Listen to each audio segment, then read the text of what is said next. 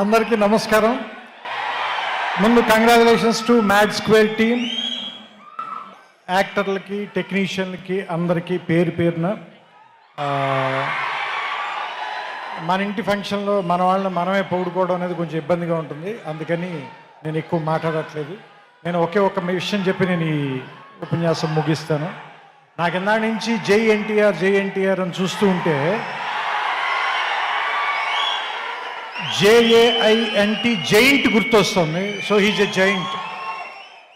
So అలాంటి giant చేతికి ఈ చిన్ని మైక్ని ఇచ్చేద్దాం, అందరూ అతనే మాట్లాడతాడు, విందాం.